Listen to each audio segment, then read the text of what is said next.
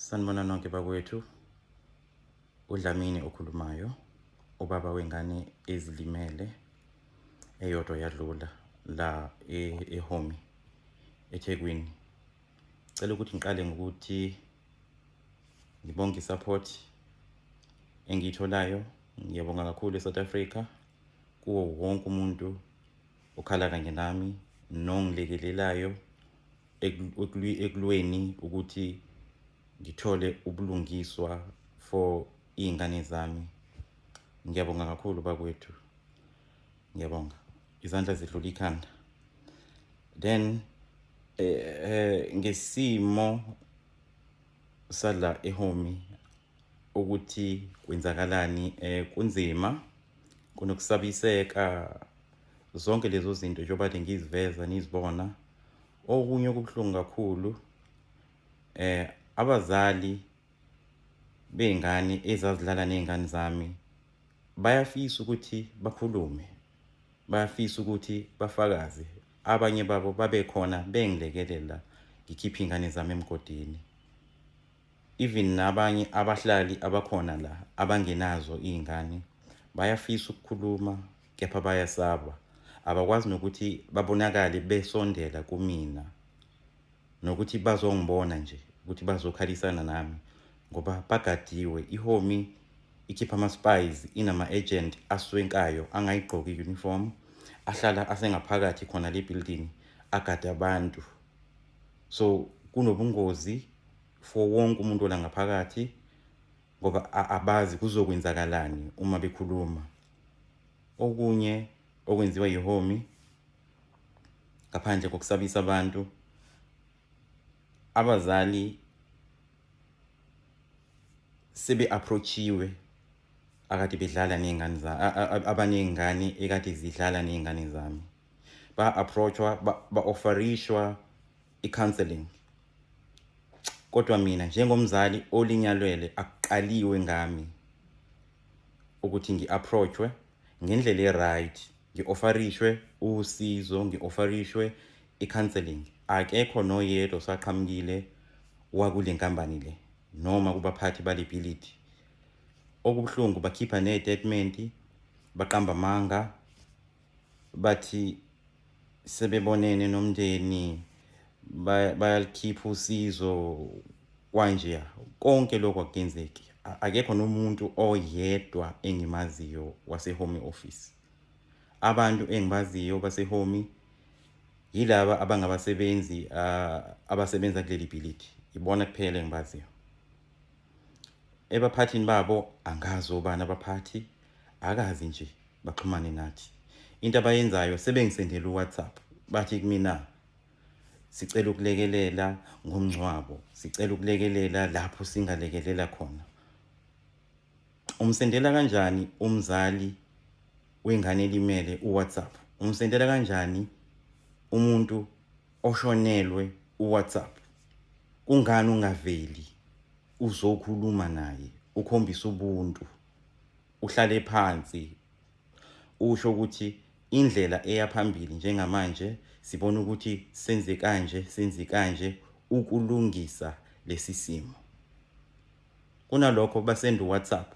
Uma nguphendula uWhatsApp ngibuza ubani, ithini i-address yakho, awuphendulwa futhi.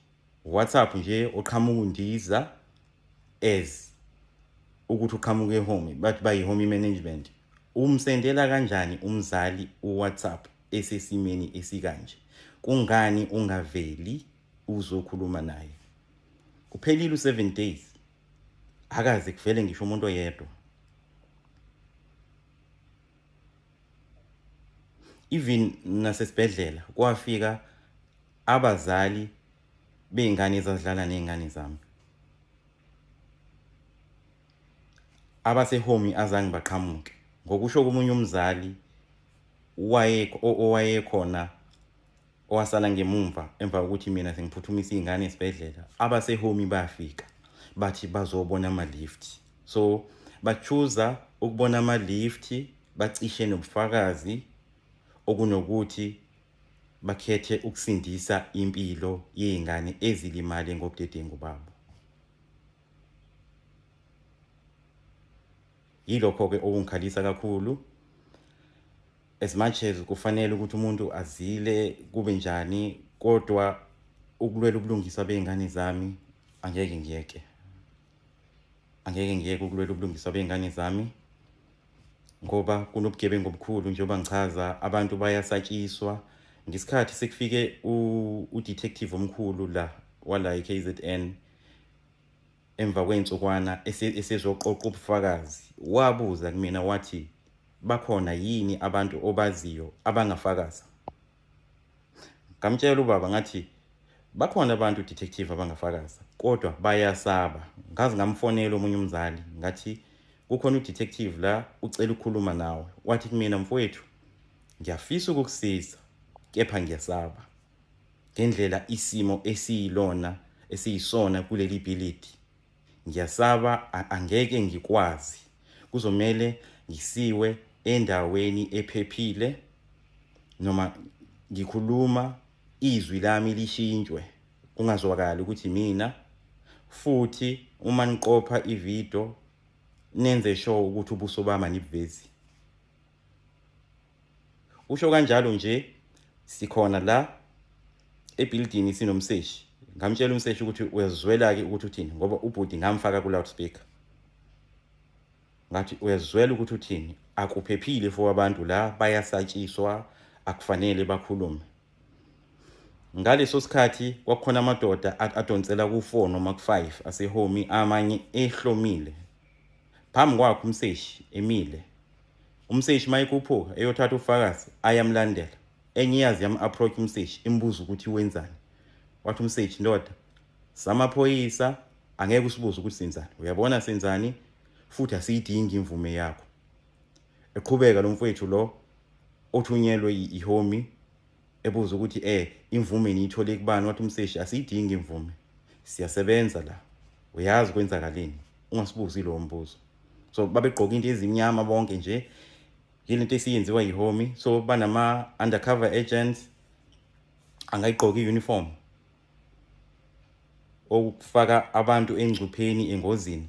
USira kumele uyibhekelele lokho, ngoba iboss security nehome kumele babe held accountable for lento leyo abayenzayo.